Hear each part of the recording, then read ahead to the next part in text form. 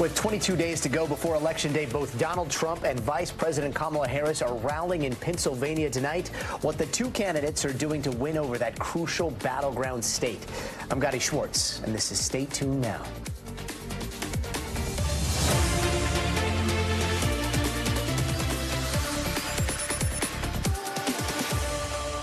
With barely 3 weeks to go, both candidates are in the state that their campaigns see as the one that could swing this entire election, Pennsylvania. It is the state where Harris announced she was her running mate and revealed her economic agenda. And then Trump has been there 3 times just in the last week alone. Trump is just wrapping up a town hall in Oaks, a suburb just outside of Philly. He's still on stage there. Meanwhile, Vice President Kamala Harris is in Erie, Pennsylvania. She just got on stage minutes ago, ramping up warnings about the risk of a second Trump term. This push to win in Pennsylvania comes as our NBC News poll shows both candidates locked in a literal dead heat nationally, with Trump now cutting into Harris's summertime lead.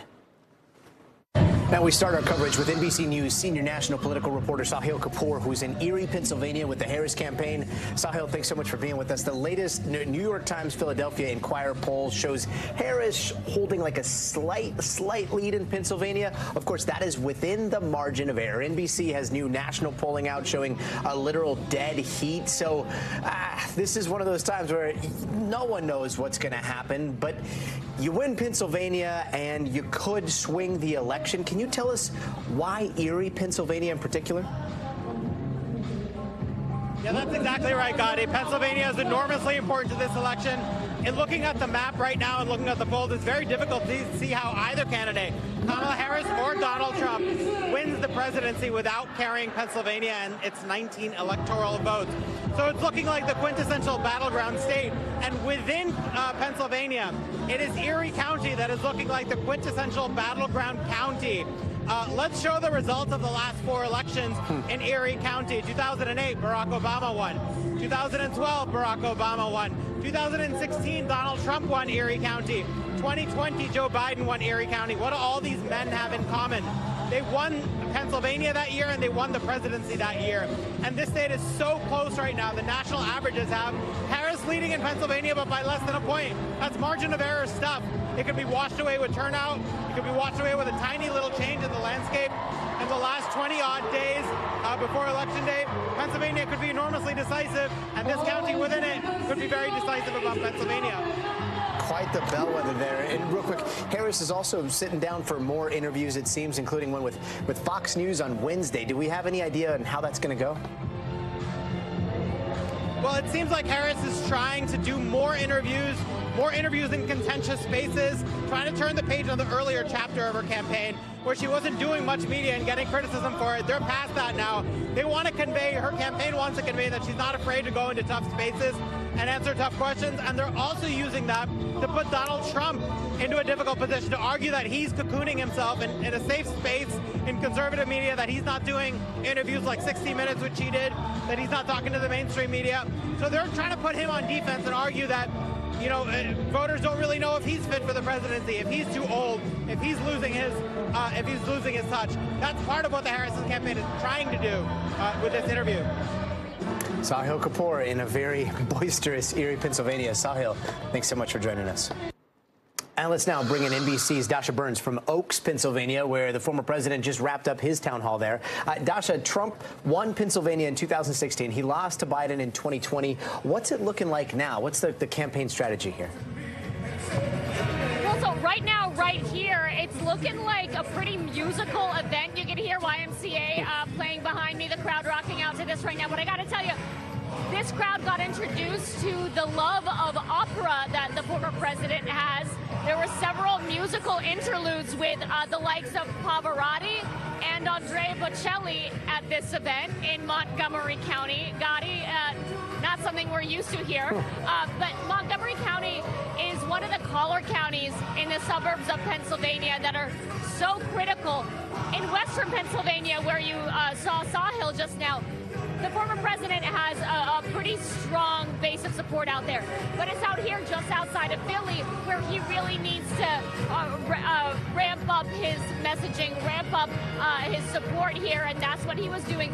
Listen, Pennsylvania, just as close as the national race here as I've been traveling the state. It really is a dead heat right now, both in this the Keystone State and all across the country, Gadi. And Dasha, as we see the former president jamming out on stage there, Harris has been hitting Trump on not releasing medical records, not sitting down for interviews with 60 Minutes, which we just heard from Sahil. But then we did see him sit down today with the Nelk boys. If you're a Gen Z dude, you might not watch 60 Minutes, but you definitely know who the Nelk boys are. What's going on there? Well, yeah, I could list a number of podcasters, influencers that anyone over the age of 25 would have no idea who they are.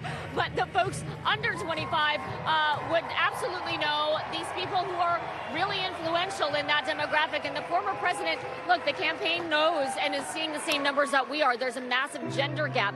Women, especially young women, are put off by former President Trump. Young men, it's a different story. And even when you go to these rallies, compared to 2016 and 2020, Gadi, I'm seeing a lot of younger male faces here than I used to, and he's leaning into that. He's also gotten really into cryptocurrency and digital currencies, also a space in which a lot of young men are interested in. He's been going to frat parties and fraternity houses, getting young college men, and now Hallelujah is playing. I'm telling you, this is one of the most musical Trump rallies I've ever been to, Gadi. Yeah, I'm trying to wrap my head around crypto, fraternity brothers, Pavarotti. And Pavarotti. Rural Pennsylvania. Look, Dasha, you've been on the trail for so long. You're one of our OG road warriors. I know that when you get stuck in big cities, a lot of times you get stuck in this bubble and you're not really sure. You think you know which way the election is going to go, and then you travel the country, or you have a friend that travels the country, and they're like, nah, this is a total toss-up. You are my friend, so tell me, 20-some days out, how are you seeing things? Well, look, I think the more you know, actually, the more you realize how little you know. Mm-hmm. The more you talk to people, the more you see just how divided people are, just how tight this race is. What I'll say, though, Gadi, is, we always talk about swing voters, those undecided voters. That is a very, very small sliver of the electorate, and yes, they could make a difference, but from what I'm seeing out here, I think that it's largely going to come down to turnout. Who can get their base most excited? Who can bring in some of those new voters into the fold? Not a lot of people are still making up their minds. They know who the former president is. They may want to still know more about Harris, but it's more about, hey, are you going to get this person to come and cast their ballot for this candidate, or are they going to sit it out? It's about turnout, and we're seeing right now people really starting to pay attention and having to reckon with what they're going to do. The folks in this room, obviously very supportive of the former president, but I've met plenty of voters who aren't happy with either candidate and are just going to have to decide whether or not they're going to show up, Gadi. Dasha Burns, it almost sounds like the more you know, the more you don't. We should put that on a T-shirt. Dasha Burns, 2024. Dasha, thank you. And turning now to a big NBC exclusive, two of the men who were shot when a would-be assassin opened fire on Trump from a rooftop are talking publicly for the first time. And both men telling NBC's Tom Yamas they think the Secret Service dropped the ball that day. Here's more on what they had to say. I was more mad about it than anything. I mean, I was in the service, went through a war, didn't even get a scratch, and then you go to a rally and you get shot in a crowd. What were you mad about? The security, the fact they tried to shoot the president, shot into a defenseless crowd. Pennsylvania residents David Dutch and Jim Copenhaver didn't know each other until they became linked by tragedy. They each were hit with bullets aimed at former President Trump during that assassination attempt in Butler. Jim, when did you realize something was wrong? When I saw part of my sleeve go away, and I heard, I heard it distinctly. And that I turned around to my friend and I said, I think I was shot. Copenhaver, who is 74, now walks with a cane. He was shot twice. One bullet tore into his tricep, a scar he could show us. This one healed pretty good. But the other bullet is still lodged in his body, taking chunks of his colon and leaving him with nerve damage. Well, you can see some of the padding right here. It's right here. I can feel the results of it. My nerve damage from here to here, it's like numb. But then it's sometime during the night, feels like somebody's taking a cigarette and burning right in the middle of my leg. Attorneys for both men say this video shows them getting shot. Copenhagen in the white long sleeve, Dutch further right in the American flag t-shirt. The bullet that hit Dutch split his liver. It was like getting hit with a sledgehammer right in the chest. I could feel my ribs were all busted up. So I was kind of just holding it. You could feel your ribs? Oh, yeah. Pennsylvania's governor says firefighter Corey Compantori was shot and killed while trying to protect his family at the rally. Congress and the Secret Service are now investigating. The head of the Secret Service resigned. The agency has called Butler a failure, acknowledging communication breakdowns. Did the Secret Service fail former President Trump and fail you that day? Oh, yes. Big time. It was a rush job, you know. It was put together too quickly, and they skipped steps. God bless the USA. Former President Trump recently returned to Butler for another rally. Sitting in the audience, David Dutch. You went to the most recent Butler rally. Why? Because I don't want to be hiding from what happened. I just trying to get on with going through my daily life again. It was important for you to be there. Yeah. Yeah, I didn't want to be hiding in my house all the time. Tom Yamas with that report. Tom, thank you. And nearly a week since Hurricane Milton slammed into Florida's Gulf Coast, many are facing a new reality as the scope of the devastation there caused by those back-to-back storms could be enough to change the geography of an entire community. Hard-hit areas like Minnesota Key are still struggling to recover. Wreckage scattered everywhere. Streets and entire homes are full of sand. Some people there are now wondering if it's worth rebuilding. We packed our world up and brought it down here. So right. This is all we have left. We said we would stay once. If it happened again, yes. We're out. And again, we love this island, but stress is horrible. And look at this. Others are coming back home to find alligators and snakes inside their houses as floodwaters push them right into neighborhoods. Other parts of the state are still reeling from heavy flooding and tornadoes. At least 24 people were killed and hundreds of thousands of people are still without power. NBC News correspondent Stephanie Gosk has the latest for us tonight. Stephanie? Tonight, the barrier islands on Florida's west coast are digging out.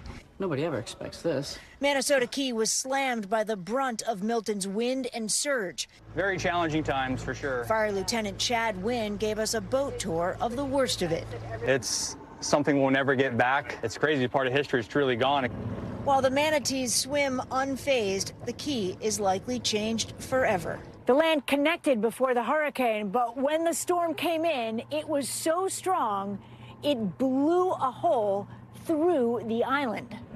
Further down the coast, houses are decimated. That seawall is there to protect the houses, but Hurricane Milton was so strong that it actually picked up those huge boulders and hurled them into homes, some cases in their living rooms.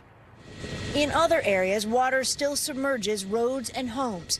Floodwaters rising days after Milton hit in towns far from the coast. After touring the damage Sunday, President Biden promised $600 million in federal funds to support the recovery. There's a hot tub that you can't see. There's a buried hot tub up there. Yeah. Jay Hager and his wife own timeshares at the Sea Oats Beach Club in Minnesota Key, utterly transformed by the surge and the sand. You help your friends out, we help our neighbors out, and then we come in and start working on our stuff. It will take the will of Floridians like themselves to rebuild. You go stand up on that tiki hut and you look out and then you see that gorgeous aqua water. You're like, that's why we're here. That's just that view is priceless. Gadi, I'm on Minnesota Key, and the reason that I'm here right now is because of that mountain of sand behind me. And you might think, well, why do we care about a mountain of sand? That is illustrative of just how hard this particular tiny piece of land that's between Fort Myers and Sarasota, how hard it's been hit, not just by Hurricane Milton, but by Hurricane Helene. That is the sand that they have been taking off of streets all along this barrier island, removing it and bringing it here so people can get to their homes. And you can imagine if that sand came in, what the wind and the surge and the sand have done to people's homes here. This is the hardest hit that anyone here on this island can remember in their lifetimes. And for a lot of people here, they've lived here for generations. They call this place Old Florida. And what they're worried about, Gadi, is that because of this storm, people aren't going to be able to afford to rebuild. They're going to have to leave, and this place is going to lose its character. Back to you. Wow, such a striking image there. You expect to dig out after a blizzard, not a hurricane. Stephanie Gosk, thank you. And over in North Carolina, a rise in threats against FEMA workers has been fueled by misinformation online, and it's forced the agency to make what they called operational adjustments in their response to Hurricane Helene over the weekend. Now, on Saturday, police arrested a man for making threats against FEMA workers. The National Guard tells NBC News they are also investigating reports of a group of armed people who were allegedly hunting FEMA workers, but that hasn't been confirmed yet. Now, this comes amid a wave of misinformation that is spreading in recent weeks in the aftermath of both Helene and Milton.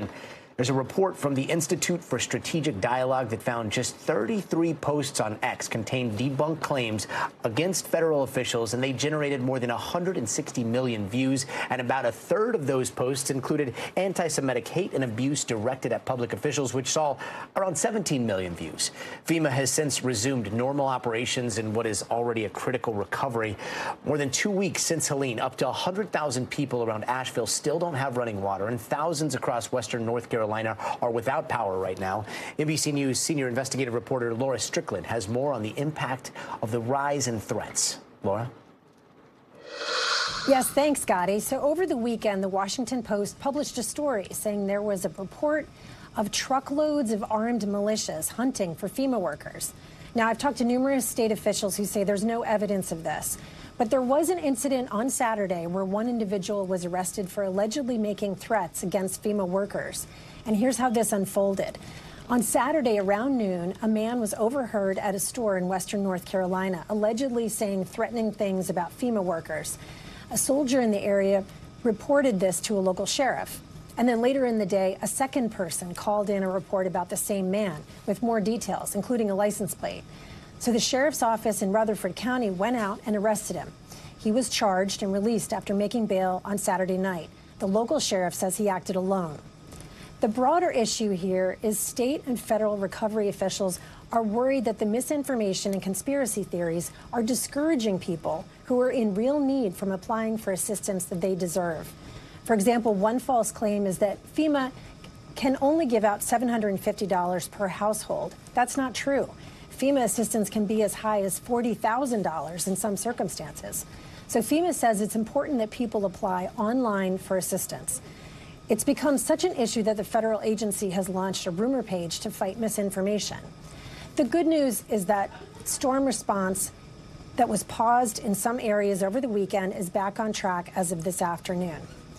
Now, last thing on this, we just got a fresh reminder today late of how devastating this storm was for western North Carolina. The death toll went up by 2. So as of today, it's now 95 verified storm-related fatalities for the state. Back to you. Wow. And another group of people being targeted online in the aftermath of back-to-back hurricanes, forecasters. A meteorologist in Michigan says she even got death threats, leading her to write this on social media, quote, "Murdering meteorologists will not stop hurricanes." Joining us now is Matthew Capucci, a D.C.-based meteorologist for My Radar Weather and the Washington Post. Matt, you've been bearing a lot of the brunt of this stuff as well. What have people been saying to you, and how does it affect you doing your job? Yeah, most definitely. I have to say, in the past 2-ish months, roughly, the tone on social media has changed seemingly overnight. You know, ordinarily, I'm used to comments about whether it be, the contrails behind airplanes or climate change. But lately, it's been an inundation of conspiracy theories, people who believe that we're manufacturing the hurricanes, that we're somehow part of a government cover-up, that somehow the hurricanes are targeting red states. So many ludicrous claims. And the craziest part, none are based in science whatsoever. There are people who think we're manipulating hurricanes, creating them, and realistically, one hurricane burns through about more energy than the entirety of the world's energy production times 200. A hurricane might have the energy of 10,000 nuclear bombs. And so to see these ideas proliferating on social media is not only alarming, but I think indicative of kind of American culture at this point.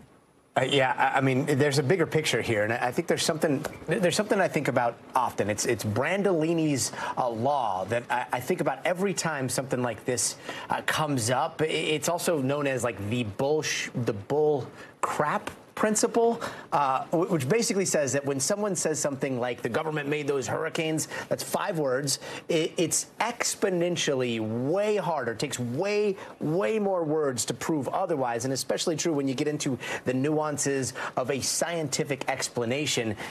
Is that what's going on here?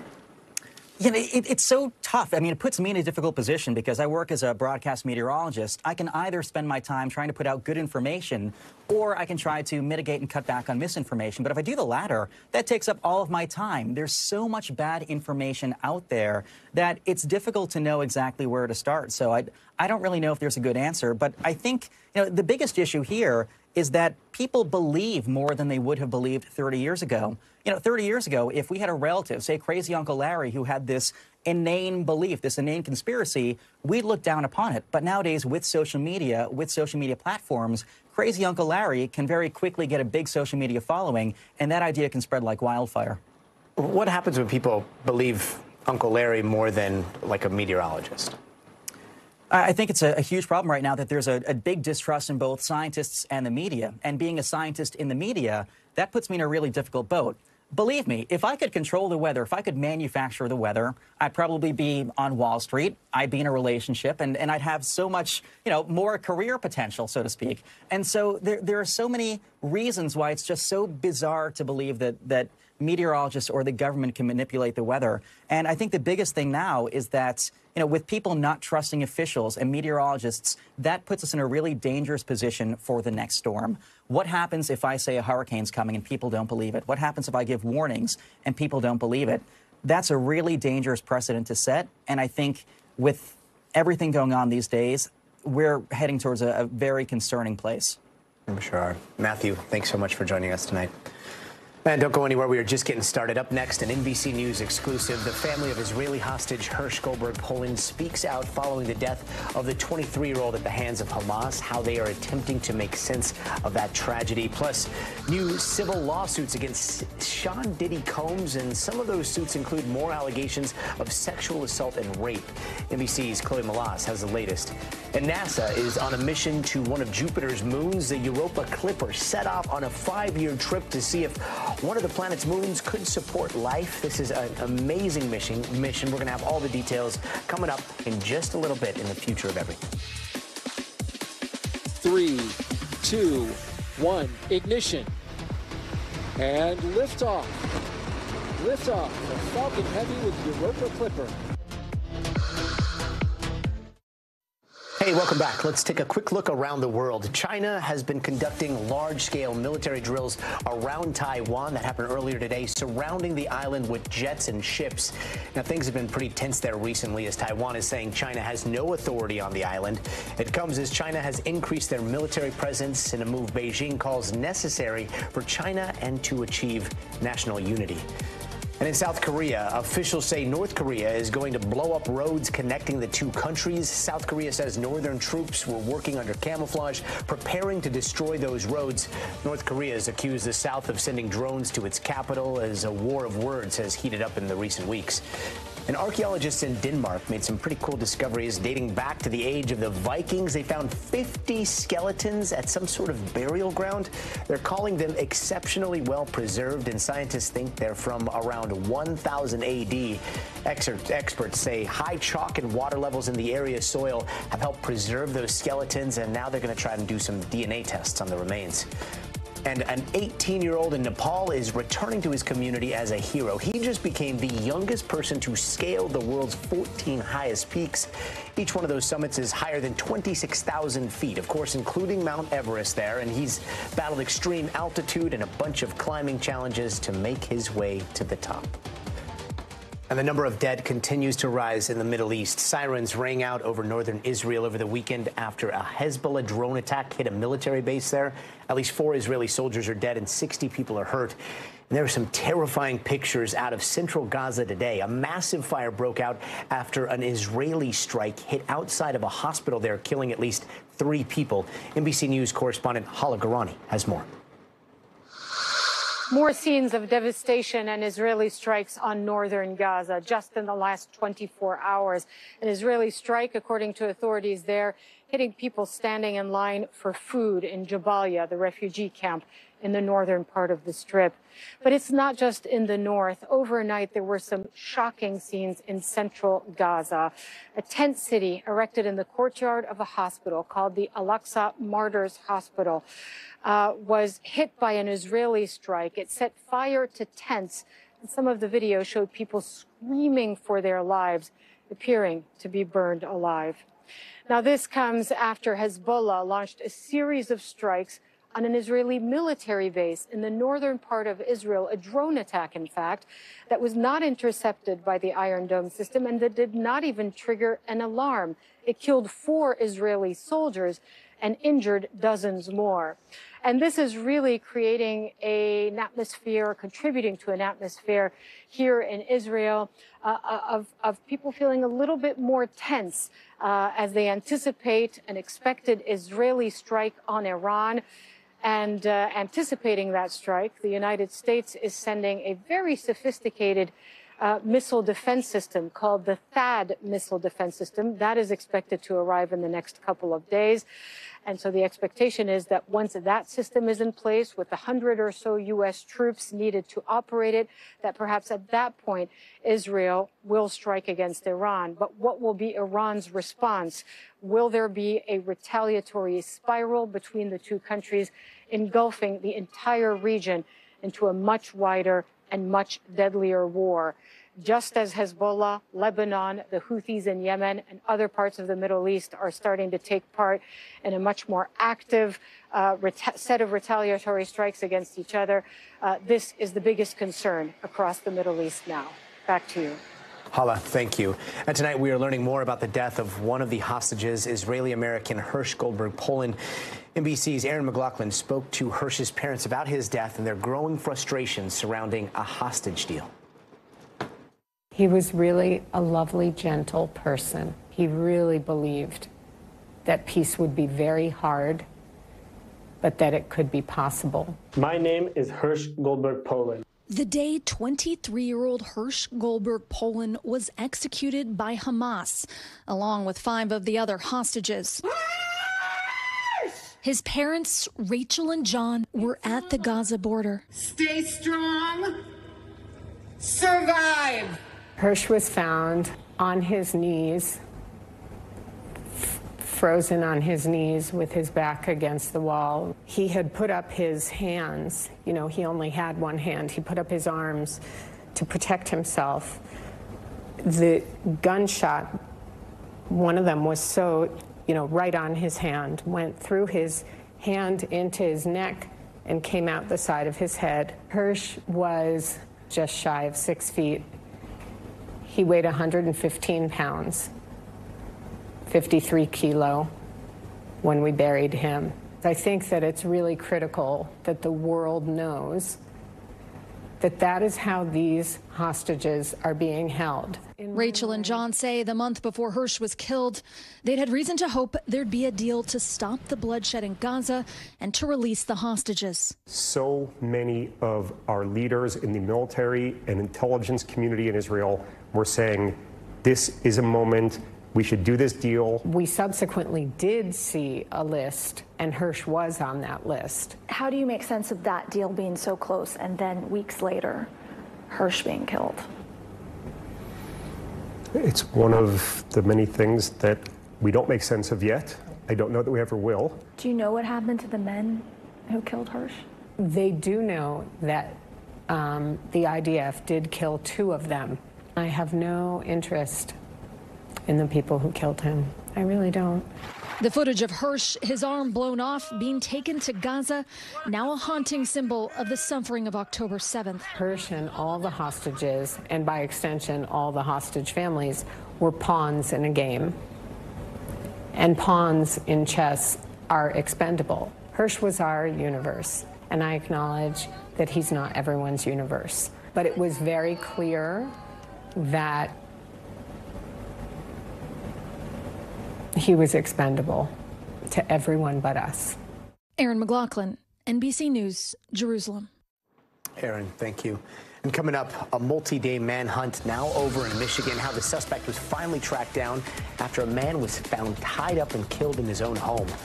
But first, you got to see this. Southern California's Newport Beach, they drew a crowd this weekend when glowing bioluminescent waves lit up the shore. Those bright blue glows come from these tiny organisms there, often found in algae blooms during warmer months that light up when they're stirred up by movement like crashing waves or boat engines. I mean, you just can't beat the beauty of nature. We'll be right back.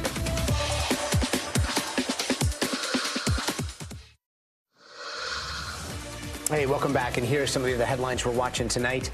A train operator was killed after a New Jersey transit train hit a tree this morning. You can see some of the damage from this chopper footage. Officials say there were 42 people on board and 23 people were hurt. The train was traveling south from Trenton, and police are now investigating. And a group of protesters staged a sit-in outside of the New York Stock Exchange this morning. The protest, organized by a Jewish-led pro-Palestinian group, aimed to shine light on recent Israeli attacks in Gaza. A spokesperson for the NYPD says about 500 people showed up and a little less than half of them were arrested. And women's rights activist Lily Ledbetter has died. A family representative confirmed the news, saying the cause was respiratory failure. Ledbetter was best known for advocating for equal pay for women, and her lawsuit against her employer Goodyear helped pave the way for the 2009 Lily Ledbetter Fair Pay Act, the first bill Barack Obama signed into law as president. And 3 Americans are the recipient of this year's Nobel Prize in Economics. The winners were announced today by the Royal Swedish Academy of Sciences. They each received the award for their research into why global inequality exists. And a former assistant of Kanye West, or Ye, has filed an amended lawsuit alleging that West drugged and sexually assaulted her. According to the suit, Ye attacked the woman in a hotel room and once drugged her at a recording studio. Ye's reps have not responded to NBC News' questions about the allegations in both lawsuits, but in June, a spokesperson denied the allegations in the original version of that filing. Meanwhile, there are more legal troubles for Sean Diddy Combs tonight. He is now facing a slew of new federal lawsuits alleging sexual assault and rape over the course of 26 years. NBC News entertainment correspondent Chloe Malas has more. Hey there, Gadi. These are the first civil lawsuits filed by Texas litigator Tony Busby. He's the one that held that press conference not that long ago saying that he was representing a lot of accusers and that he was going to be naming high-profile defendants. Now, these 6 civil suits, they only name Sean Diddy Combs, his businesses. They also name a Macy's department store. They also name a Marriott hotel. But they don't name any other high-profile defendants. I actually spoke to Tony Busby in an interview, and here's a little bit more of what he had to say. There's an overarching theme here, as you probably can see, which is basically Sean Combs feels like he can do whatever he wants, whenever he wants to do it. These allegations, Gadi, range from the years 1995 all the way up to 2021. You have 4 men, you have 2 women, and they all are remaining anonymous out of fear, according to their civil suits.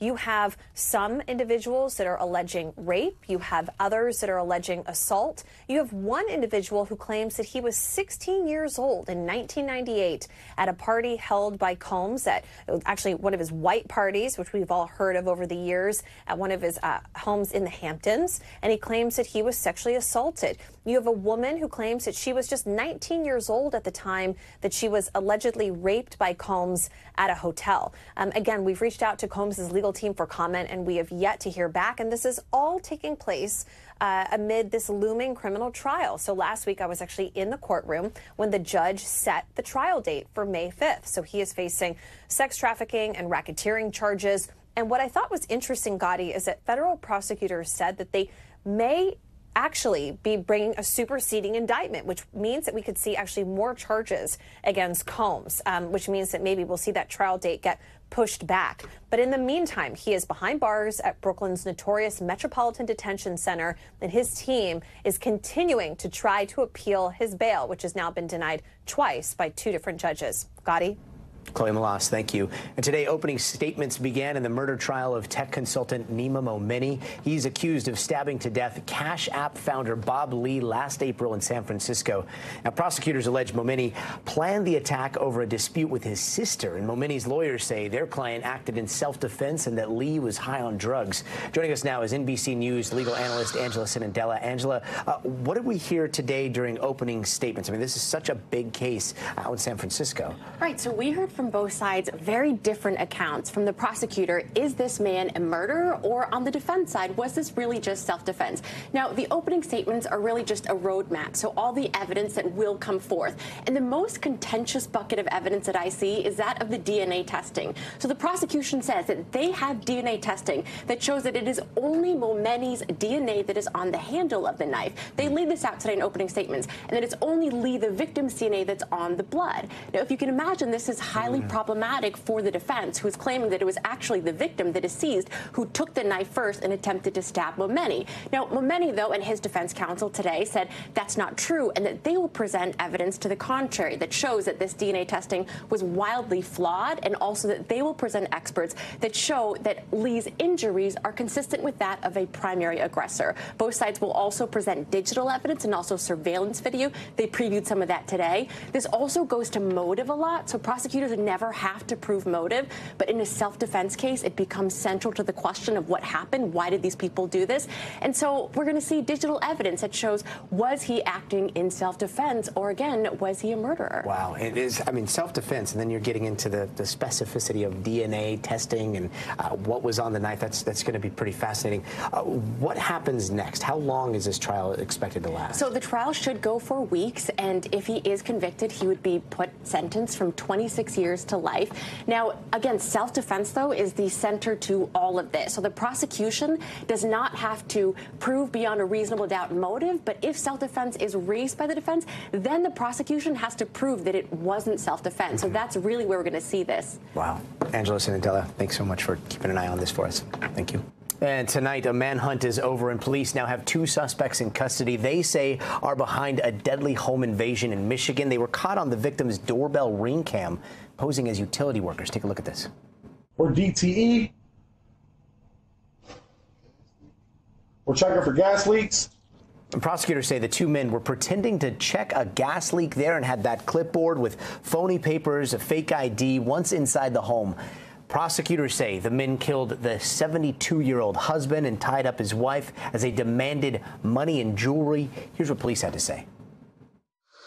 The house was ransacked, and, they were specifically looking for cash or a safe. Whether it was specifically related to them owning a business, jewelry and pawn business, that would be kind of our intuition on this topic, but we don't know that for a fact. Now let's bring in NBC News correspondent Adrian Broaddus. Adrian, they found both suspects separately and on different days. How do they catch them? Lots of police work, Gadi, and that home surveillance video helped investigators find these 2 accused of killing that 72-year-old man who was also a business owner in his own home. Now, this all started to unfold Thursday.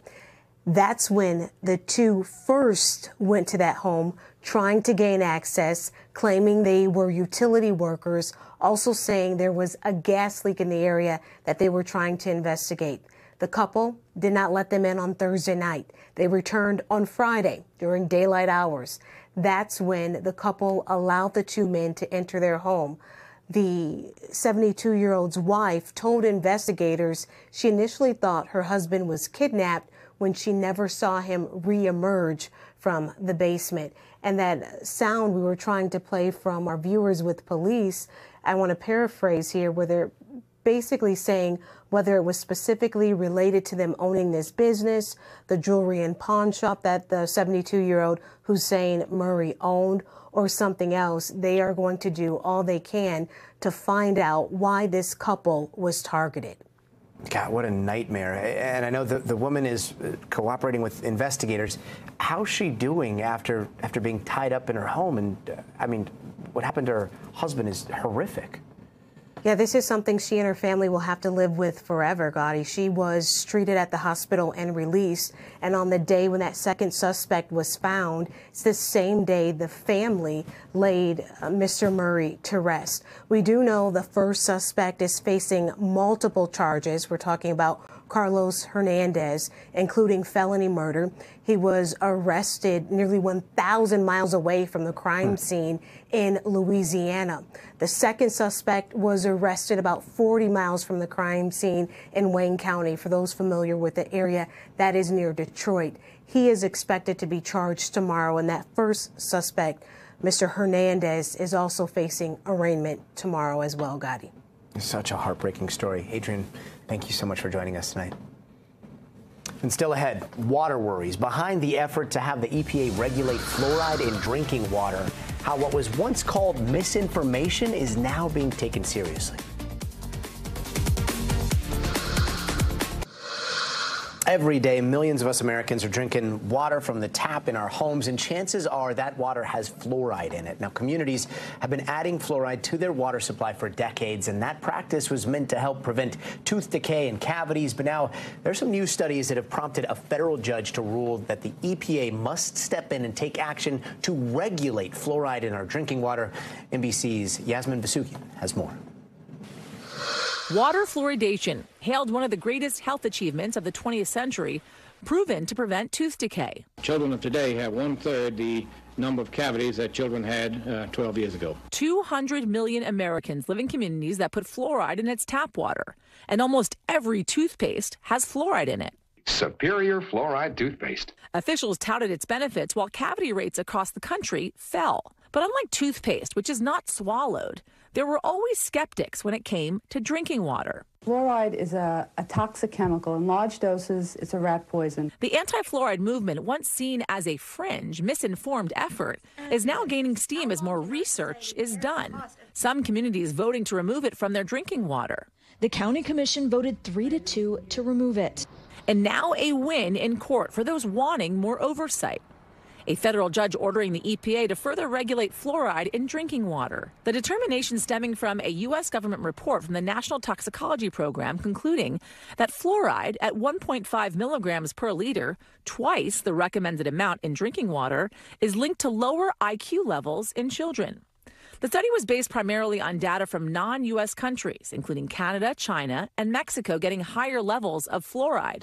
But it also found that about 1.9 million people, or less than 1% of the U.S. population, are getting naturally occurring fluoride at levels of 1.5 or higher. Judge Chen writing in his ruling that while it's not established fluoride levels in U.S. water is causing lower IQ in kids, the EPA still must act, saying, and I quote, simply put, the risk to health at exposure levels in United States drinking water is sufficiently high to trigger a regulatory response by the EPA. The federal ruling stated there's not enough of a margin of safety there. Dr. Ashley Mallon is a researcher and professor at the University of Florida and has studied the effect of higher fluoride levels in pregnant women. Since 2017, there have been several rigorously conducted prospective birth cohort studies in North America showing that fluoride exposure during the prenatal period has been consistently associated with reduced IQ in children. The EPA has argued it isn't clear what impact fluoride exposure has at lower levels. I think it's advisable at this stage that pregnant women reduce their fluoride intake and that they are vigilant about reducing their baby's fluoride intake after birth as well. Federal drinking water standards that included fluoride guidelines were first set back in 1962. Since 2015, officials have recommended a fluoridation level of 0.7 milligrams per liter of water. Before that, the recommended upper range was 1.2. The WHO has set a safe limit of fluoride in drinking water at 1.5. There's a lot of methodologic concerns about those studies that have come out recently. Dr. Charlotte Lewis, a professor of pediatrics at the University of Washington School of Medicine, thinks eliminating fluoride from drinking water could be a huge step back for healthcare. Our concern is that the judge did not understand that for every mineral out there, whether iron, calcium, whatever, If you have too much of it, it's toxic. If you have too little, you're deficient. And the same holds true for fluoride. So at the level 0.7 parts per million, which is what we have in our water supply, that's never been looked at in a population-based study to see whether or not that affects IQ. The EPA issuing a statement saying in part this: they are reviewing the decision and that it currently regulates fluoride at higher levels. As it seems the battle over the tap is just heating up. Yasmin Vasugian, NBC News. Fascinating, Yasmin. Thank you. Before we go, it is time for the future of everything and the long journey to Jupiter. Everything you need to know about the just-launched trip to one of the moons of the largest planet in our solar system, what experts are hoping the Europa Clipper finds. That's coming up next.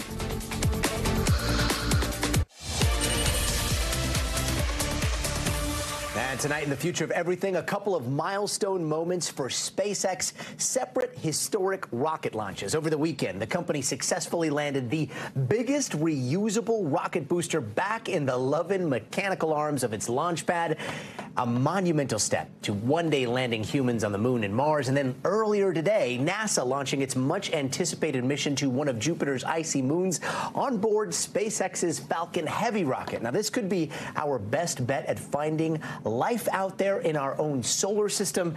NBC's Top Costello is covering it all.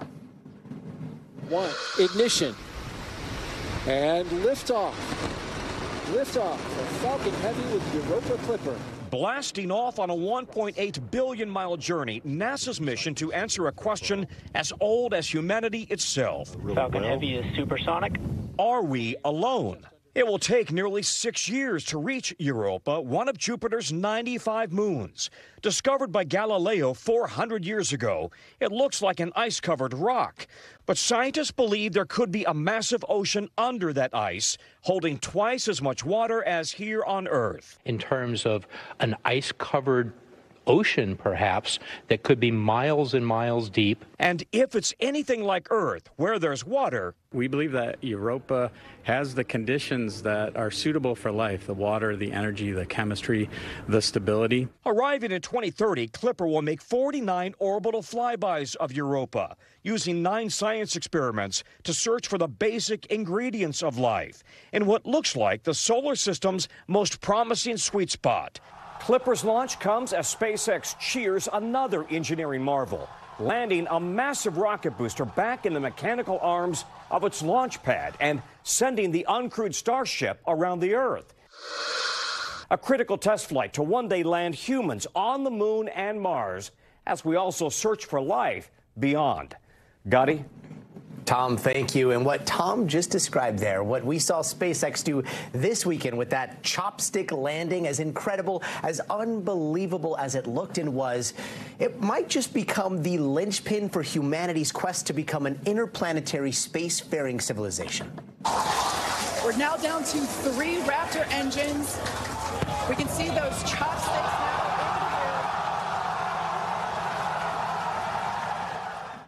Stick in the landing there, and it all comes down to 3 letters: RRR, rapid rocket reusability. Gone are the days of building rockets for a single launch, and in the not so distant future, if SpaceX has its way, what you saw right there might be happening not just every year or every month or every week, but several times a day. That massive Machzilla catching a 23-story flaming rocket booster, filling it up, then launching another ship every couple of hours, thousands of launches a year. Well, those are the plans, according to Elon Musk and SpaceX. And before this weekend, that seemed kind of sci-fi, or maybe even like Mr. Miyagi catching a fly Karate Kid. But today, not so implausible. And that is the day that we are living in right now. Exciting times in space.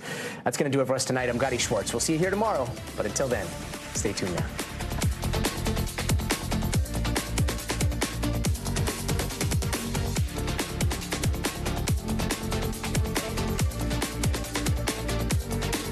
Thanks for watching. Stay updated about breaking news and top stories on the NBC News app or follow us on social media.